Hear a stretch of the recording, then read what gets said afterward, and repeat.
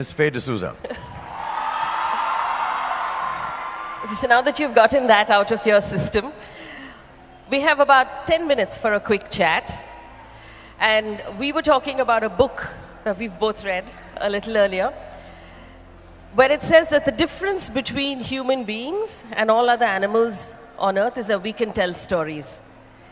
And we pass on those stories from generation to generation. And this is what this celebration is about, the joy of writing, the joy of reading and telling stories. You have changed culture in India by telling stories that has raised a generation. You taught us how to be gentle, how to be in love, and you taught us a togetherness. Going forward now, as you chart out the rest of your career, what stories are you hoping to tell? Actually, when you start your journey in any profession, mine got to be chosen to be storytelling. You really don't have a plan in your head. I'll be honest and very candid because I'm genuinely thrilled that Faye is speaking with me, and I would not try to put on any of the superstar intellect and convolute my answers. I'll keep it very simple, that I had no idea what story I want to tell. After 32 years of actively working day in and day out on cinema, I still believe that I should try to go back to that same stage where I was just excited by someone telling me, you have to do this. And I'm like, okay, let's go and do this. There was no specific story I want to tell. As a matter of fact, I feel that the kind of cinema I do is meant for everyone to enjoy and like and dislike, or not learn too much from it. I'm sorry, I won't make cinema more intense than that. I've always said, messages are for the postal service. It's not for films. It should be entertaining. And I think a little bit of every actor's or creative person's personality creeps into the story you're telling. So I think there are 3-4 things I believe I am. I think I'm gentle, kind. I'm a little quirky. There's a lot of passion and a bit of madness. And it all will transcend into some of the roles that I've done. It could be a Devdas, it could be the killer in Bazigar, it could be the teacher in Dear Zindagi, it could be fan, the passionate mad person. So I think it creeps into my personality, or the story that I am learning from, or the story that I have experienced in my life. I think transcends to the audience, moves on to the audience through my eyes and actions and perhaps the way I essay a role. I would like to tell only those stories which a lot of people would like to hear, which does not make it populist, which does not make it that, oh, I'll just say the stories which people want to know. There are very many people in this world, and as many people as there are that many stories. So if I start off with, okay, I want to tell the story of every person in this room, I think I have to live another 150 years.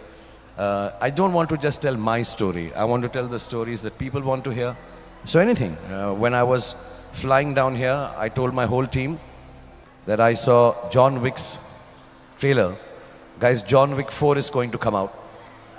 So I wore a black suit. Today I want to be John Wick. So I've been childlike like that about telling the stories.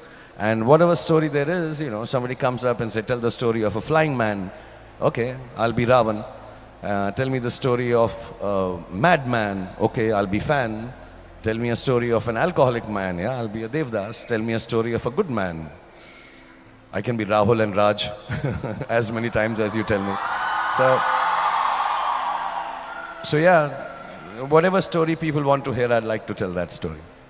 You have 3 big films in the pipeline right now. After a long break, I know that your fans and your audience have desperately missed you. Does the release still make you nervous? People think I'm pompous if I answer it the way I would like to answer it honestly. But because I promised, because you're doing the interview, I'm going to be honest. I don't think I need to be nervous. I think they're going to be all super hit films. So now, I would like to explain the lack of arrogance in this statement. That's the belief I sleep with. That's the belief I wake up with. That's the belief that makes me, at the age of 57, go and do stunts, jump, work 18 hours a day, Because if I did not have that belief that at the end of it all, I'm going to make a great product which lots of people are going to like, I would not be able to do it. So it's not an arrogant statement.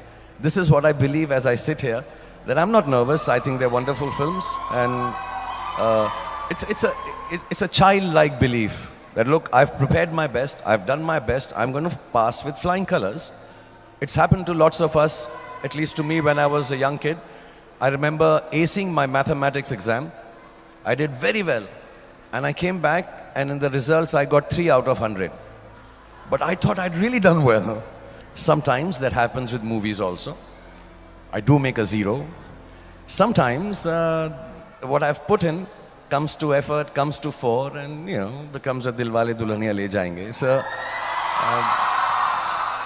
So I don't know how to control it. I have to just believe it.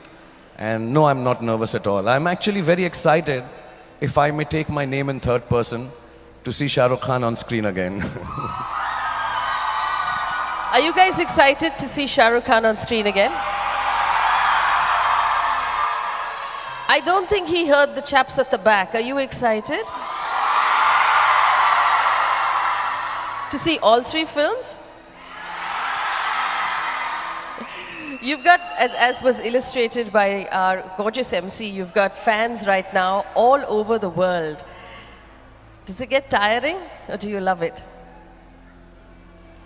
I think it's the greatest feeling a human being can have, that people love you so much. I know lots of them like me for an X film, or a Y film, or a Z film. But sometimes when I meet all of them, when I can meet all of them, I sense that this love is a little beyond my work. This has crossed boundaries of, oh, we like him for having done this film. There is a personal attachment to me. And here are people like say Shruti, or lots of them here who I don't know by name, who may never have seen me live, who may never meet me, but there is this strange love and connection they have with me. And that connection, that love is what, so there are days when I'm very depressed, there are days when I'm very tired, there are days when I'm like everybody has days. And I just need to go outside my house and know there are 30, 40, 50 people who are loving me absolutely, without anything required in return. It is selfless. It is beautiful. It's nice. I know I have a lovely family. I spend time with them. But whenever I'm low, whenever I'm down, I just need to go out, and there's a sea of people, and I know, my God, this is good. I'm going to work harder. I'll be better. I'll make sure this happiness that they give me, I can give it back. So no, it never gets tiring at all. I mean, more the merrier, not for any commercial reason, but just so that I can touch everybody's life. I'm an entertainer. I would like to make everybody happy who's come in touch with me. I'm sure some of them have stood in queues, they've come here. I'm not being patronizing, but I'd like them to get back home and say, it was fun to see Shah Rukh Khan today.